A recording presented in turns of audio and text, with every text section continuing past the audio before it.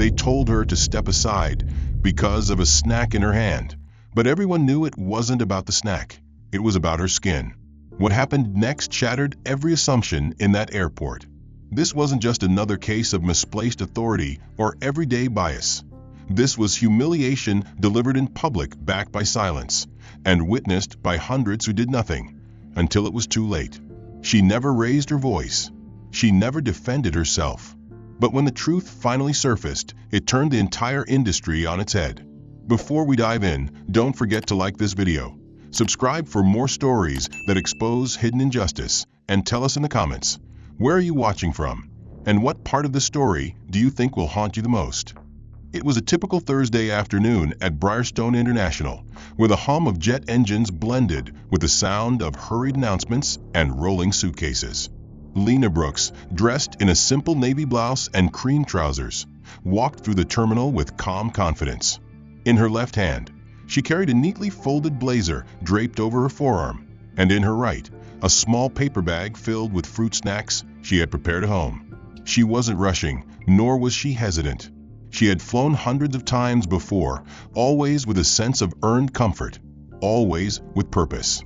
Her ticket placed her in priority boarding, first class, C2A. Nothing about this trip was unfamiliar. She approached the checkpoint separating the standard boarding areas from the lounge and fast-track zone, her ID and ticket already in hand, prepared as always.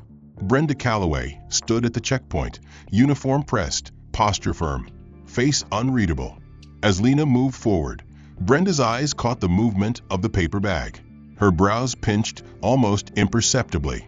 She did not ask for Lena's boarding pass right away. Instead, her hand raised slowly in a stop gesture. Lena came to a natural halt, her eyes steady, offering both her documents and a patient expression. Brenda did not reach for them. Instead, her gaze dropped to the snack bag. "What's inside?" she asked, her tone neutral but not friendly. "Fruit snacks, dried mango and apple, nothing prohibited," Lena answered with a calm tone. Brenda nodded slowly, not acknowledging the information, but cataloging it. "I'm going to need you to wait just a moment," she said, stepping slightly to the side. Lena's expression didn't change, but inside, a familiar quiet note sounded. It wasn't new. It wasn't unexpected. It was a moment she'd met before, in different uniforms, under different lights. Just then, a woman approached behind her, blonde, wearing gym leggings, sipping on a smoothie through a straw, earbuds in place. She smiled at Brenda, who returned the gesture with a casual nod and waved her through without even glancing at what she carried. No questions, no pause, no protocol invoked.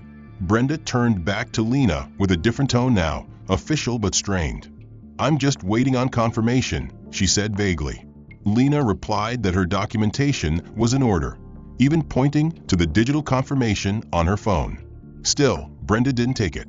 She called for a secondary officer to verify something in the system. Behind Lena, the line grew. A man in business attire shifted his weight, checked his watch, and sighed. A couple in their 60s exchanged glances but said nothing. Meanwhile, a teenage girl holding her phone at chest level began recording. Whether she meant to post it or just keep it, no one could tell. Moments later, a younger staffer came over and scanned Lena's pass, her fingers moving quickly over the screen. "Everything cleared," she said with a nod, handing the device back. Brenda didn't apologize. She just stepped aside. Lena walked through the security gate, and it beeped green without issue. Still, something stuck in the air.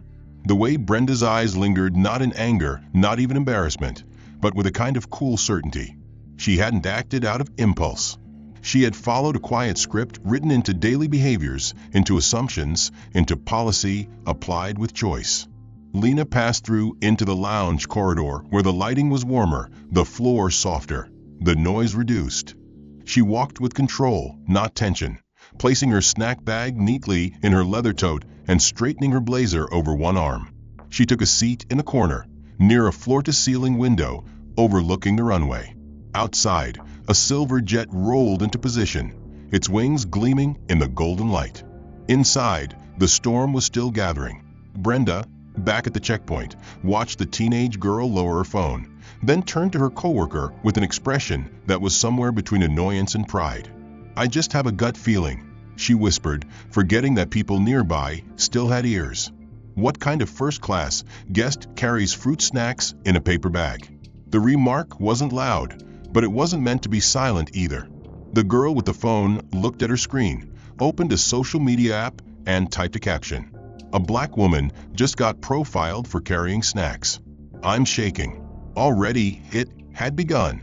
Lena, meanwhile, had no idea that her brief interaction had started gaining traction. She sat quietly, checking her emails and reviewing last-minute notes for a client presentation she was scheduled to join virtually upon landing. Her focus was steady, but not fully calm.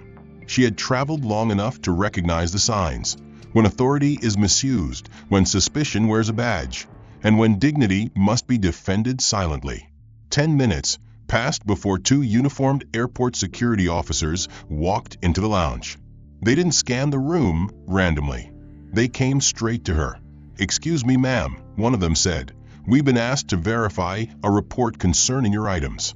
Lena closed her laptop, looked up slowly, and gestured to the tote beside her. "My boarding pass is cleared. My belongings have been screened." The officer nodded, then explained that an access agent had reported a possible discrepancy in passenger compliance. Lena didn't flinch. She opened her tote, pulled out the brown paper bag, and handed it to him. "Dried fruit," she said calmly. "TSA approved. No liquids." He looked inside, then exchanged glances with his colleague. The second officer tilted his head. "I don't see an issue here." He was careful not to show bias, but there was discomfort in his eyes. People were watching now. Other travelers were turning in their seats, some subtly, others openly. A man in a navy suit set down his coffee and folded his newspaper. A woman near the refreshment bar paused mid-sip. Brenda entered a moment later, arms crossed, standing behind the officers but not saying a word. Her presence was silent but deliberate. Lena stood slowly, not aggressive but not passive either. She took a deep breath and said clearly, "Would you like to speak with someone from corporate?" "I'm happy to call them." Her voice didn't waver. That was the moment something shifted. One of the officers raised a hand and said, "No need, ma'am. I think this was a misunderstanding." The other nodded in agreement, then turned to Brenda. "She's cleared. There's no violation." Brenda's jaw tightened, but she didn't argue. Instead, she muttered something under her breath and walked away. But not before several eyes caught her expression. That same teenage girl recorded everything from the moment the officers approached to the moment they left. The caption was updated. Security showed up. She passed everything. White lady who called them didn't even apologize. Hashtag already forming. Lena sat back down, this time with her posture straighter, as if refusing to shrink beneath what just happened. The man with the navy suit leaned toward her and quietly asked if she was all right. She nodded, appreciating the concern but preferring silence. This wasn't her first experience with this kind of performance.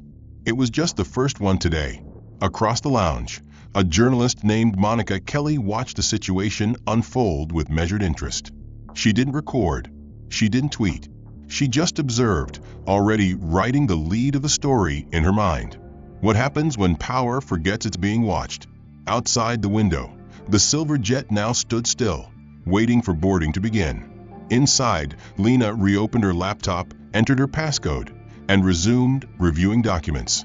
But her fingers paused as a notification popped up. Her name was trending. Not her full name, but someone had taken a still from the video, uploaded it with the label CEO-looking "Ladies Stop for Snacks," and the clip was gaining views by the thousands. Lena stared at the screen for a long second, then clicked it shut again.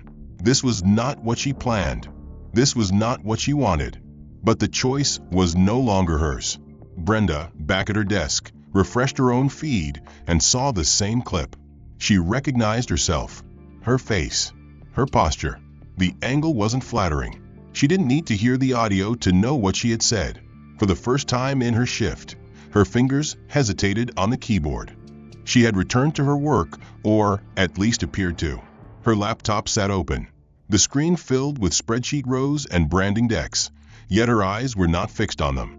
Instead, her focus was broader now, diffused across the lounge, scanning the subtle movements, the half-whispers, the stares that pretended not to be stares. She knew what came next. It was never just the incident. It was the story built around it after. She had long stopped expecting apology. What came in its place was usually something far more subtle and far more dangerous. At the security desk outside the lounge, Brenda sat back in her chair, arms folded, legs crossed at the ankle. Her colleague, a younger agent named Haley, hovered beside her, shuffling gate assignments on a tablet. Brenda's voice was low, but her words sliced like glass. "Some people act like they've got private jets waiting outside," she said, a smirk rising uninvited. "Probably won a scholarship and think it makes them royalty." Haley didn't respond. She didn't nod either, just froze for a second, her fingers suspended above the screen. Brenda continued, "It's always the same. Paper bag, attitude like a CEO. Give them a title, and suddenly they think they built the terminal." She didn't say it loudly, but she didn't hide it either. Two passengers passing nearby, a father and daughter, both dressed in travel wear with name brand tags, heard enough to turn their heads. The father furrowed his brow. The daughter, no older than 16, glanced down at her phone, tapped it awake, and typed something into her notes app.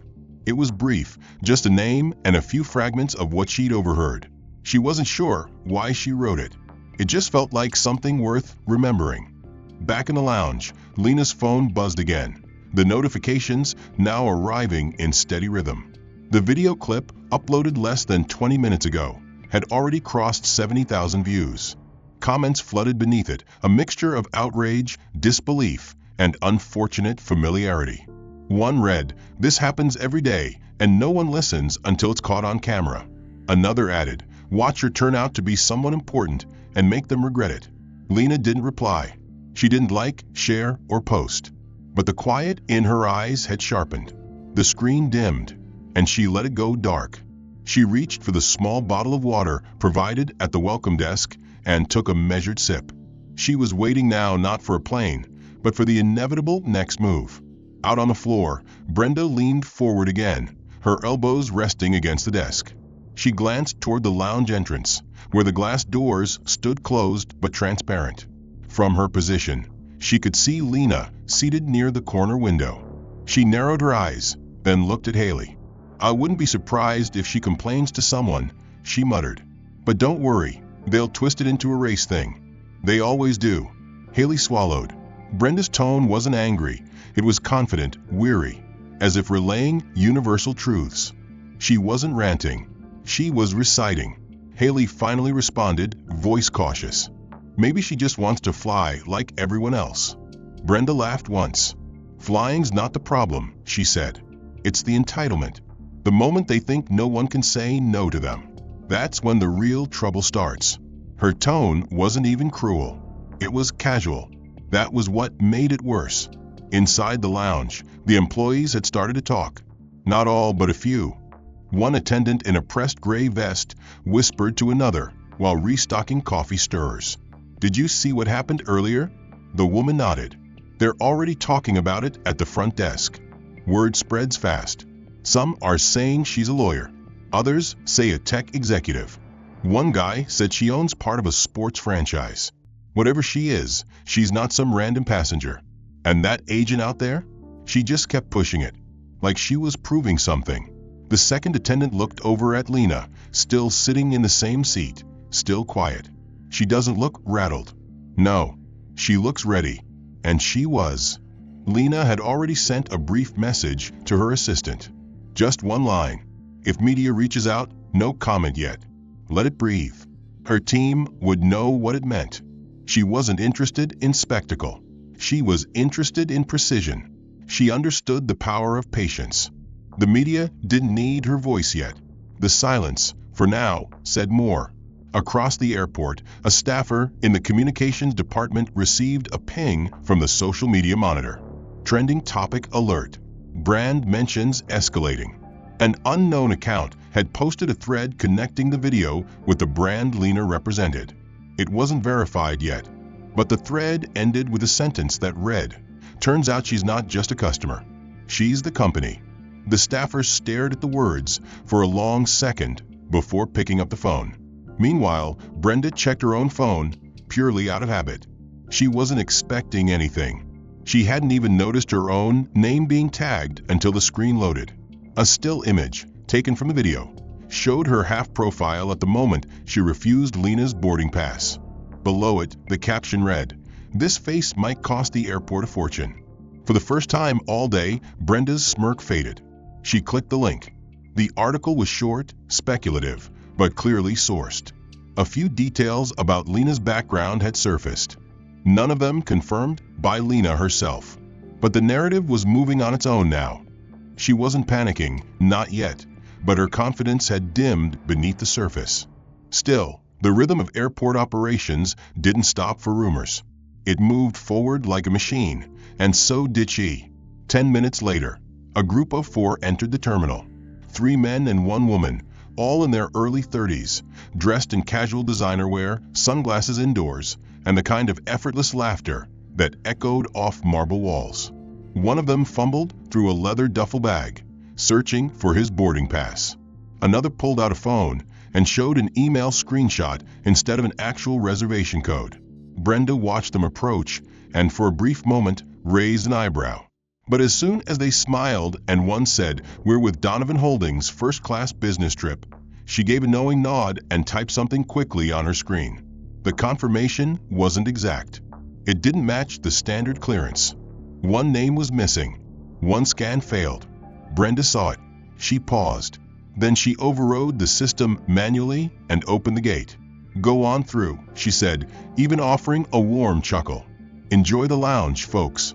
Behind her, the new intern at the desk, a young black woman named Mariah, shifted in her seat. She had been trained to follow protocol precisely. ID match, boarding code match, visual verification. She had watched Brenda demand all 3 from Lena earlier and then escalate without provocation. Now, seeing this group waved through with a wink and a laugh made her heart stutter. She didn't say anything, not aloud, but her hand hovered near the tablet, unsure whether to flag it or pretend it didn't happen. Brenda leaned closer to her after the group disappeared behind the glass doors. Her tone was conversational, but her words carried weight. "Some people think showing up in a blazer makes them special," she said. "You've got to remind them where they came from." Mariah didn't respond. Her lips pressed together tightly. She didn't need to guess who Brenda was referring to. The implication was loud, even in a whisper. Down the corridor, the group Brenda had cleared was already helping themselves to complimentary drinks and reclining in leather chairs. One of them bragged loudly into a phone about skipping security, mentioning that airports always take care of the right kind of traveler. A flight attendant passing by frowned slightly at the volume but said nothing. They were first-class guests after all.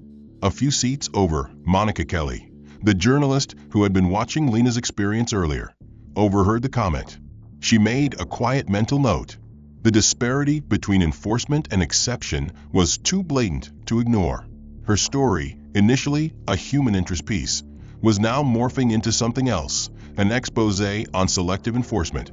How bias doesn't shout but whispers into systems, until those systems nod in agreement. Meanwhile, Lena was now aboard the aircraft, seated in 2A as printed on her ticket, laptop back open, Wi-Fi enabled, and the first article about the incident already in her inbox from an editor she had never met. She didn't respond to it. She forwarded it to her communications lead with a single line, track narrative tone. She understood the power of restraint. She didn't need to tell her side. The footage, the quotes, the timestamps, they were already speaking. Brenda, however, didn't know what Lena was doing. She could only imagine it, and imagination twisted inside her as she watched her name grow in the tag feed. Screenshots of her face, her name on anonymous Reddit threads.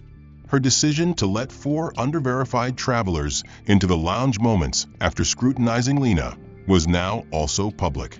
Someone from inside had leaked it. A timestamp comparison, side-by-side video clips. It was too specific to be coincidence. Brenda's shift supervisor, a man named Elliot, approached her desk not long after. His voice was measured but direct. "We've received a formal inquiry. Legal wants all actions involving Lounge Gate 6 documented by end of day." Brenda nodded stiffly and opened the incident log. She began typing, carefully choosing her words. She documented Lena's screening with emphasis on vague language, potential irregularity, perceived noncompliance. She minimized the override used for the 4 travelers. She called it expedited access granted due to business credentials. When she finished, she stared at the screen and deleted the word expedited. She replaced it with standard courtesy. Meanwhile, Mariah glanced over and saw the edit. Her stomach tightened. She didn't speak, but she opened her own login and began typing her account separately. In the lounge, whispers about the incident continued. A middle-aged man in khakis asked a staffer what was happening. The staffer replied softly, "Someone's getting sued, I think." Elsewhere, the teen girl who recorded the original video posted an update with footage showing the group that entered without checks. Her caption read, "Same gate, different skin. You do the math." It was retweeted by a civil rights nonprofit within 5 minutes, then quoted by a tech CEO, then picked up by a news anchor. She had long understood that power rarely announces itself with raised voices. It prefers formality, prefers structure. She was led not toward her gate, but into a small secondary room tucked behind a mirrored wall, used allegedly for special screenings and procedural reviews. The space had no windows, only a table bolted to the floor and a row of overhead lights that flickered once before stabilizing. A security officer entered next, clipboard in hand, flanked by Brenda, whose uniform now seemed more like armor than attire. Lena stood with quiet composure, setting her tote gently on the table. "May I know why I'm here?" she asked, her voice measured. Brenda responded with a kind of bureaucratic confidence that only systems can bestow, citing inconsistencies in travel behavior and irregularities in access compliance. When Lena calmly suggested they re-verify her boarding pass and passenger status, Brenda refused. "That's already been processed," she said, dismissing the offer with a wave. The officer beside her, a man in his 40s with crow's feet that deepened as his eyes narrowed, sighed quietly but said nothing. He looked at the documents, saw the validity, and still didn't intervene. Inside this small, silent room, time moved differently. Lena remained standing, not because there were no chairs, but because she would not be seated like a suspect. She refused to shrink into compliance when nothing had been violated. Outside that room, the world had begun to move faster. The original video clip of Lena's lounge encounter had now passed 1 million views. It had been shared by multiple advocacy groups, retweeted by celebrities, and reposted on multiple news aggregation pages. The caption that resonated most read, "First-class ticket, first-rate patients, third-world treatment." In the comments, people began tagging the airline, the airport, the agency responsible for public oversight. A common thread emerged among them. If this can happen to her, it can happen to any of us. Some viewers dug deeper and began pulling fragments of Lena's professional background. Her name linked to a health innovation startup, her keynote from a women's leadership summit, her quote in a national business magazine. The more they learned, the more the anger grew, not just at the treatment, but at the assumption that without celebrity status, her dignity was negotiable. Back inside the screening room, Lena checked her watch once but did not show impatience. She asked once more if she could speak with a supervisor. Brenda declined, citing escalation protocol. The officer shifted his weight from foot to foot. His body language betrayed discomfort. He knew this wasn't right. He knew there was no reason for her to be here. And yet, silence had become his language. He stood beside injustice like a shadow, present, passive, and forgettable. Brenda, on the other hand, was becoming unforgettable. Every movement she made was now a symbol. Every denial was a choice. Her words, sharp, professional, plausible, would later be dissected by thousands. Mariah, the intern, had seen Lena escorted away and felt her pulse spike. She hadn't been told what was happening, but she recognized enough of the behavior to know it wasn't routine. She opened her internal chat and messaged a mentor in legal compliance. "Something's happening at Lounge Gate 6. I think they're targeting someone." The reply came 5 seconds later. "Document everything." As Lena remained under watch, a second video clip surfaced. This time, it was security footage leaked by an anonymous employee. It showed the group Brenda had allowed into the lounge earlier. White, affluent, carefree, bypassing every security protocol with Brenda's direct override. The juxtaposition hit the internet like fuel to an already burning fire. Now it wasn't just a discrimination story. It was a double-standard story. Side-by-side images emerged. Lena with a boarding pass and a paper bag, the other group with unchecked bags and laughter. The narrative had crystallized. No more ambiguity. Inside the small room, a new person entered. Not a supervisor, not a commanding officer. Just a different attendant, younger, sharper, carrying a radio. He whispered something into the first officer's ear. The officer's posture straightened slightly. Brenda frowned. The new attendant looked at Lena and said, "We're going to release you now. Apologies for the delay." Brenda's mouth opened slightly as if to object, but the officer finally spoke, his tone firmer than before. "She's cleared. Let her board." The moment hung in the air, heavy with consequences. Brenda didn't argue. She simply turned and exited, her heels clicking against the tile in staccato defiance. She placed her tote under the seat in front of her and took a quiet breath, sensing, once again, that this would not be the end. Just as she adjusted her seatbelt, one of the ground crew members entered the cabin, approached the lead flight attendant, and whispered something into her ear. A moment later, the flight attendant approached Lena and asked her to step out of the cabin temporarily for a boarding discrepancy clarification. It wasn't phrased as a demand, but it carried the same weight. Lena stood calmly, collected her belongings, and followed the attendant back into the jet bridge. Her silence not one of submission, but a strategy. Outside, waiting near the boarding podium, stood Brenda. Again, her arms were folded, posture sharp, eyes narrowed with a confidence she had no right to wear.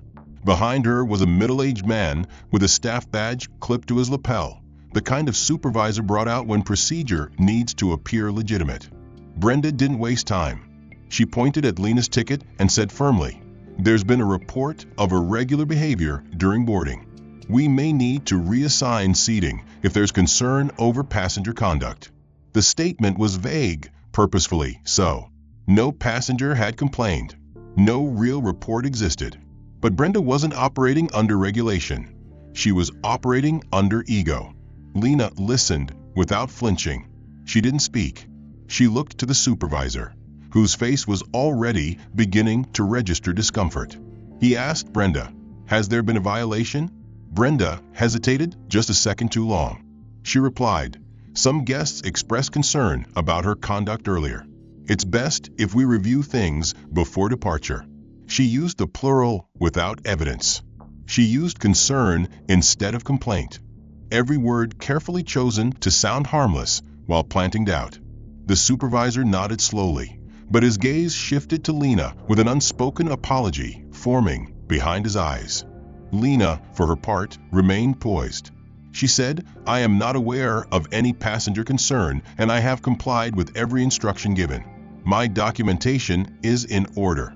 I've been screened twice. I have boarded with clearance. If there is a regulation I violated, please state it now." Her tone was calm, but the precision of her language was a blade. Brenda, momentarily thrown off by Lena's clarity, deflected again.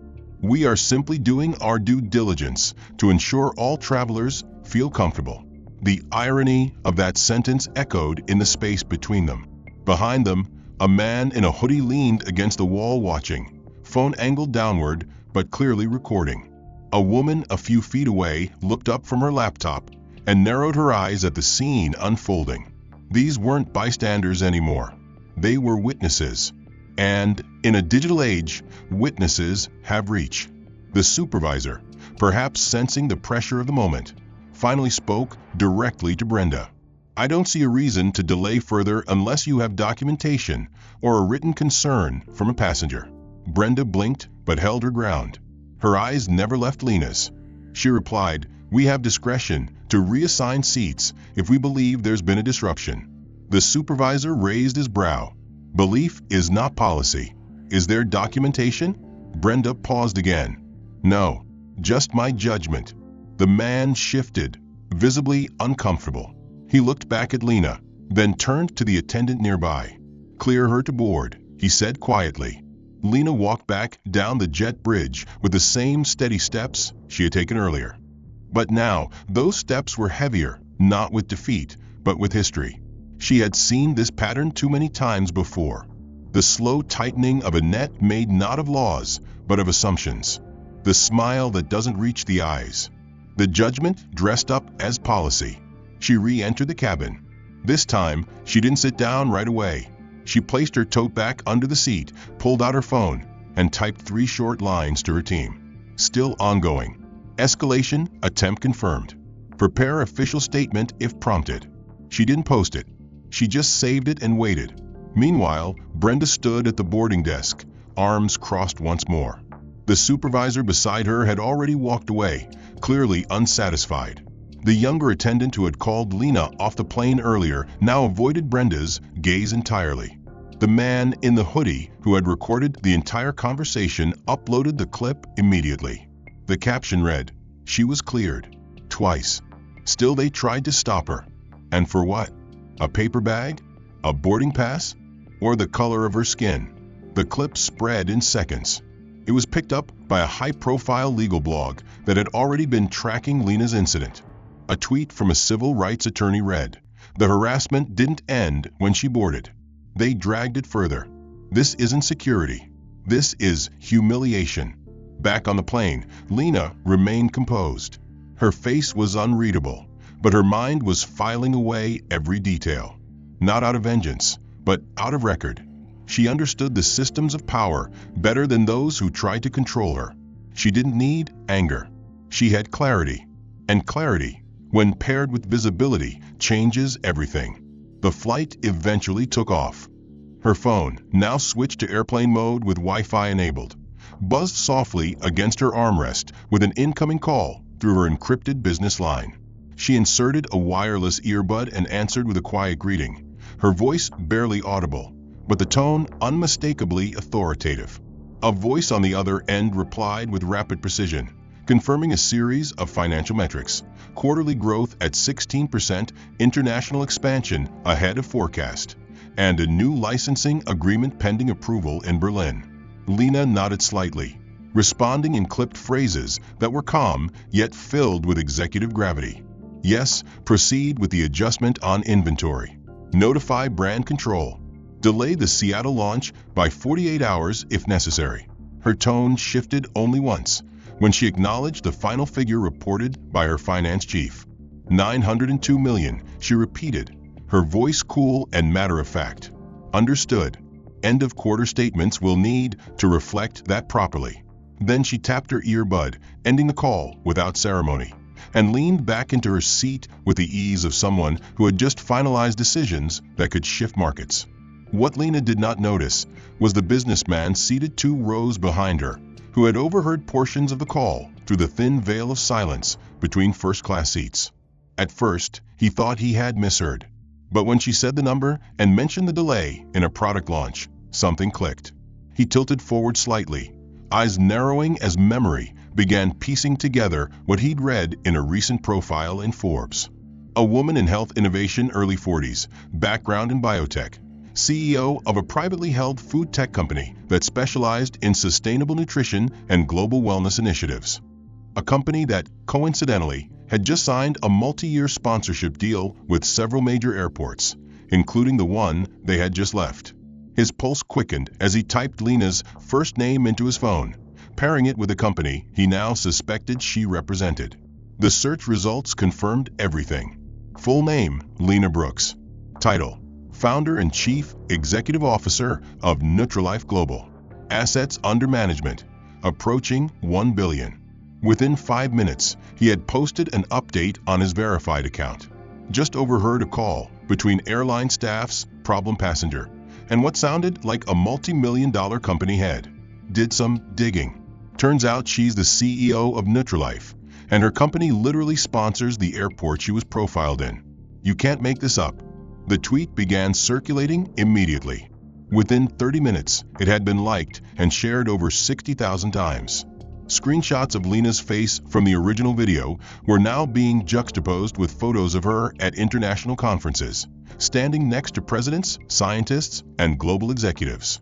The contrast was staggering. On one side, she was a woman in a lounge with a paper bag and quiet patience. On the other, she was a titan in a black blazer with Forbes cover titles beneath her name.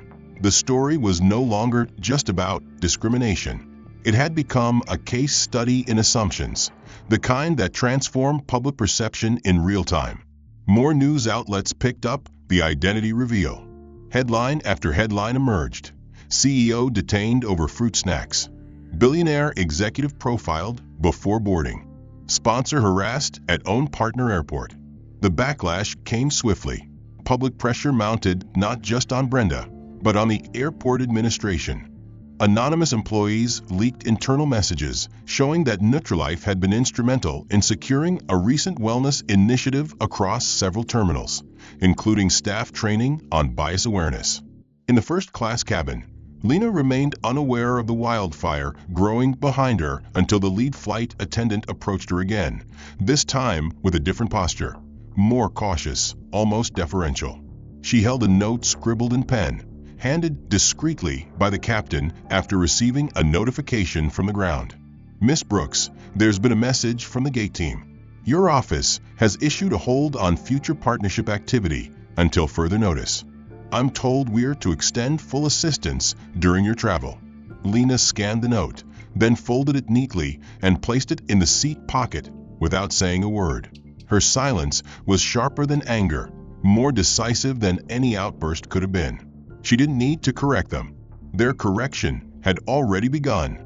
Behind her, the businessman who had first connected the dots remained glued to his screen, refreshing the feed as his own post gained momentum. Dozens of passengers on board now scrolled through their devices in disbelief. The realization spread through the cabin like a voltage surge. She was not just another traveler.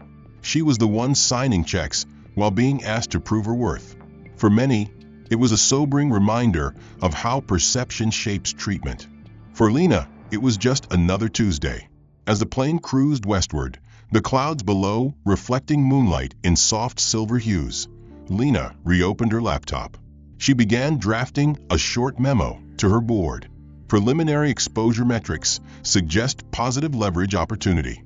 Public support strong. Recommend maintaining silence for 48 hours before issuing formal response.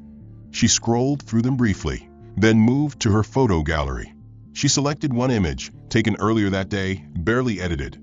A simple photo of her boarding pass resting on her lap beside the edge of her paper snack bag and the branded lounge brochure with the airport's insignia printed clearly at the top. She uploaded the image to her professional account with a caption composed of only 7 words. We partner with integrity. We part without it.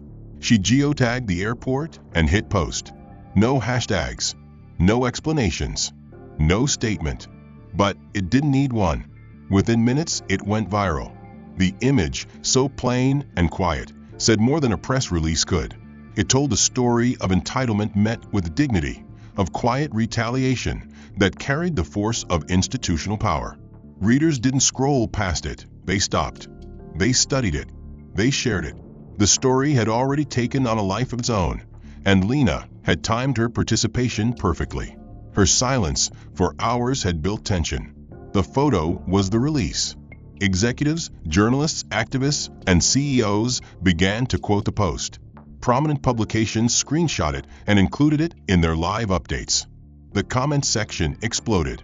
One reply read, "This is what silent power looks like." Another, "You treated your sponsor like a suspect. Now watch your sponsorships disappear." Back at the airport, the public relations team, already scrambling from the previous night's backlash, now faced a public shift they could no longer control. An internal Slack thread began lighting up with alerts. Urgent, Nutrilife account appears to be severing ties. An hour later, Nutrilife Global's verified corporate page issued statement. It was brief, less than 2 paragraphs, but its message was unflinching. Effective immediately, Nutrilife Global will suspend all sponsorship and co-branding partnerships with Brierstone International Airport and its affiliated retail consortiums. Our commitment to equity is not for sale. We remain committed to institutions that share our values in policy and in practice. No names were mentioned, but everyone knew what it referred to. The financial impact was immediate. News outlets reported the decision within minutes. Stockholders and regional investors began to call in. Brierstone International's administration board scheduled an emergency meeting before noon. The airport's official X account released a reply thanking Nutrilife for their past support and expressing disappointment in their decision, while promising to investigate any breakdowns in protocol that may have occurred. The wording only made things worse. Thousands of replies flooded in, accusing the airport of cowardice, of masking discrimination under the language of internal reviews. Brenda, now off shift and sitting in her small apartment just outside city limits, watched it unfold on her phone in real time. Her face was pale, the light of the screen reflecting off her cheeks. She had not left the apartment since her name had begun to circulate online. She didn't respond to texts from coworkers. She didn't answer her sister's call.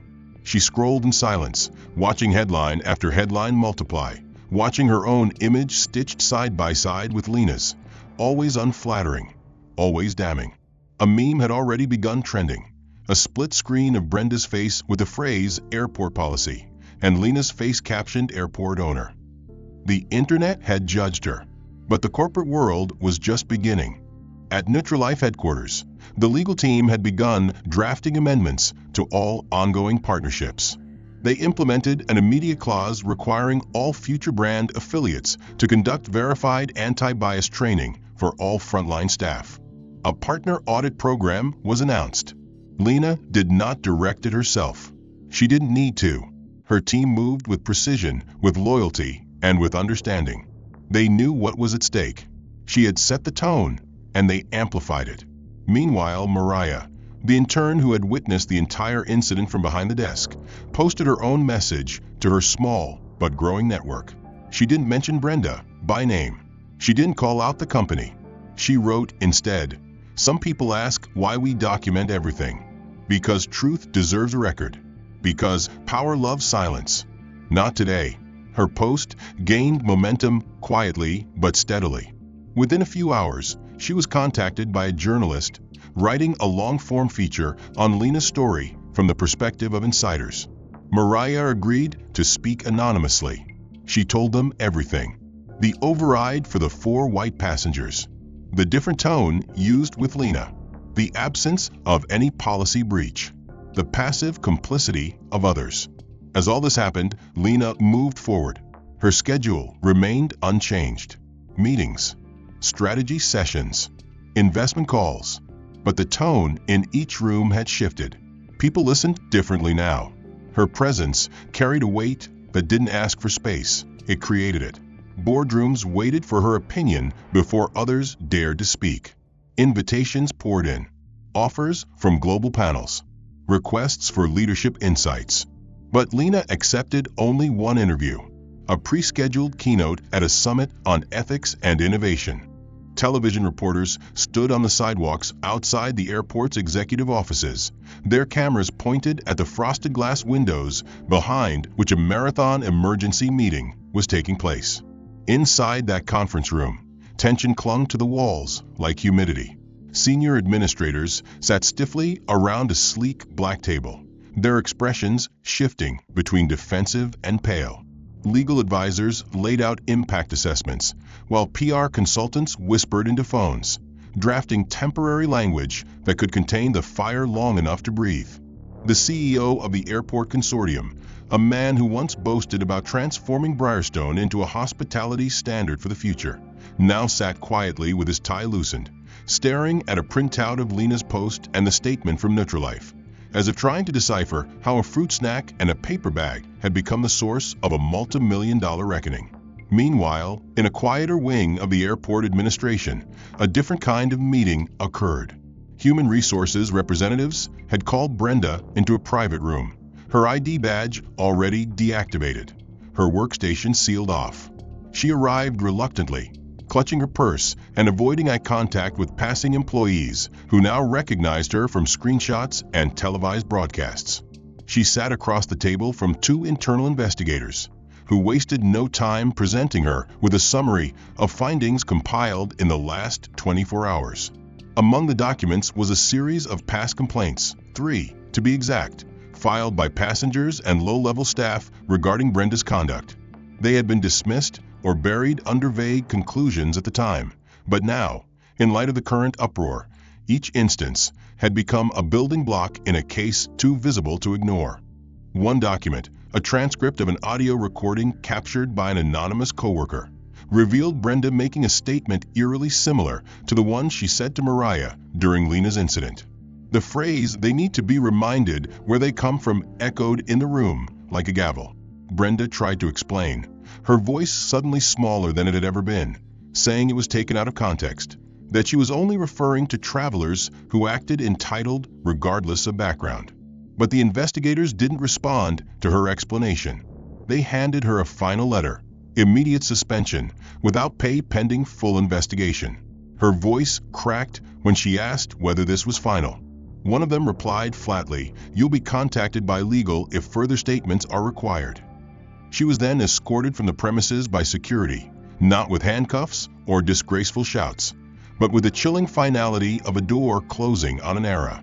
As Brenda exited through a back hallway usually reserved for deliveries, she passed a wall plastered with posters from past airport campaigns. "Diversity starts with us. One sky for all. Inclusivity in every terminal." The irony made her stomach twist. Outside, reporters shouted her name, flashing lights illuminating the uncertainty carved into her face. She didn't answer. She didn't have anything left to say. Her face had become a symbol not of authority, but of what happens when power is used recklessly in a world now allergic to silence. At Nutrilife headquarters, Lena received confirmation that her legal team's clause for sponsor accountability had been approved and integrated into upcoming contracts. It was no longer a suggestion. It was policy. Companies that received Nutrilife funding or co-branding would now be contractually obligated to provide certified bias training to all customer-facing staff, with quarterly compliance audits conducted by third-party partners. The precedent set by Briarstone was no longer just a reaction. It had been sculpted into a model. Elsewhere, a local advocacy organization filed a formal complaint with the Department of Transportation, citing systemic patterns of racial profiling and selective enforcement at Briarstone. The footage of Lena's mistreatment was included as Exhibit A. More stories began to surface from other travelers, men and women who recognized Brenda's face and recalled their own encounters. A woman posted about being interrogated over her passport when traveling for a funeral. A student wrote about nearly missing her scholarship flight because of extended screening by Brenda's desk. The floodgates had opened, and each voice added weight to a narrative no press team could neutralize. Mariah, the intern, was offered a temporary leave for her safety after it was revealed she had cooperated with internal documentation efforts. She declined. Instead, she requested to be transferred to the airport's new diversity task force, an entity born out of the scandal and pushed into existence by public demand. Her request was approved within hours. When asked later in a podcast interview why she stayed, she replied simply, "Because someone has to help rebuild it from the inside." Brenda, now isolated and awaiting further review, watched the same news coverage everyone else did. She scrolled through an article titled, "When a Seat Isn't Just a Seat," with photos of Lena walking through the terminal, briefcase in hand, head high, flanked by the subtle admiration of strangers who now recognized her strength. Brenda didn't read the full article. She closed the browser halfway through and stared at the wall. She wasn't angry. She was hollow, not because she had been exposed, but because she had never considered that it could matter this much. That evening, a statement from the airport board confirmed what everyone already suspected. Brenda Calloway, lead customer liaison for terminal access, was formally suspended pending termination proceedings. The board acknowledged past oversight and stated their commitment to implementing reforms across all access points. The final paragraph was brief. This incident has illuminated failures, both procedural and cultural. We are committed to addressing both. 6 months passed, and the noise had settled. The headlines faded from trending lists, the airport resumed normal operations under new leadership, and the public's attention, as always, shifted toward newer scandals and fresher debates. But some echoes do not fade easily, and within the silence that followed the storm, change continued to take root quietly. Lena remained the face of the movement she never intended to lead. Her company's revised corporate sponsorship policies were now being mimicked by Fortune 500 brands across the country. Her quiet resistance had redefined how partnerships were formed, not just in terms of revenue, but in values. She was invited to speak not only at industry summits, but also at academic institutions, policy conferences, and nonprofit gatherings, often introduced not by her title, but by what she had endured. She never dramatized the incident. She never painted herself as a victim. She simply told the truth. And the truth had done its work. Brenda, on the other hand, had stepped away from public life entirely.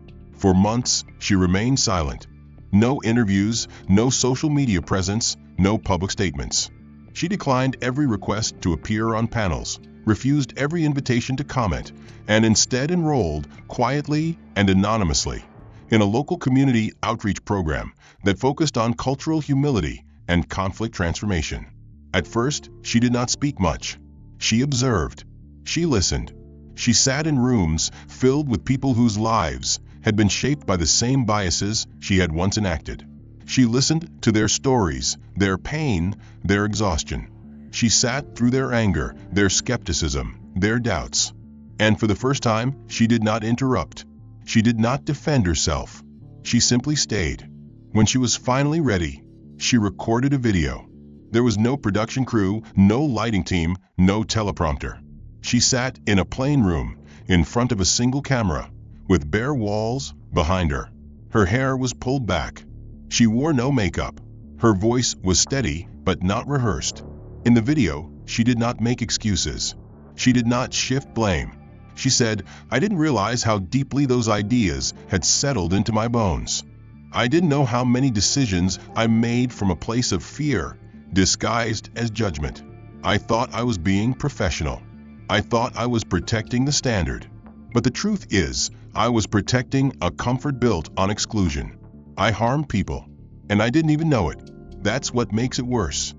The video was uploaded by the organization she had joined as part of a series on restorative justice. It wasn't shared by millions. It didn't go viral, but it reached the right people. The comments were not all forgiving, but they were real. Some called her brave. Others remained cautious. One wrote, "This is a start. Don't stop here." And she didn't. A year after the incident, Brenda was seen volunteering at a pop-up learning lab organized by a grassroots equity coalition. She was not on stage. She was not leading a session. She handed out clipboards. She filled water pitchers. She greeted guests. She carried chairs. Some attendees recognized her. A few whispered. One even asked, "Are you that woman from the airport?" She nodded and said, "Yes, I'm here to help today." And then she kept working. Meanwhile, Lena continued building. Her company expanded into 4 new markets. She launched a foundation focused on youth leadership and policy literacy. She never once mentioned Brenda by name in her speeches, her memoirs, or her interviews. But in one quiet conversation with a group of students, when asked what change really looks like, she answered, "It's not when the powerful fall. It's when they learn, and then rise differently."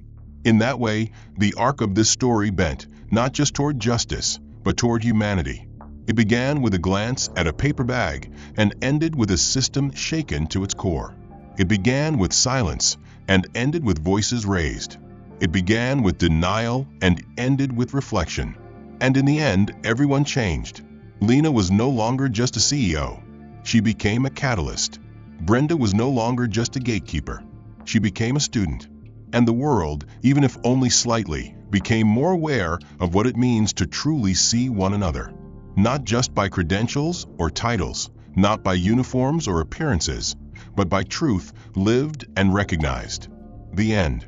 If stories like this resonate with you, don't forget to like the video and subscribe for more powerful narratives that reveal the truth behind everyday moments. Which part of this story caught you off guard the most? Was it the silent strength of Lena or the unexpected turn of justice? Let us know in the comments below. And tell us, where in the world are you watching from today?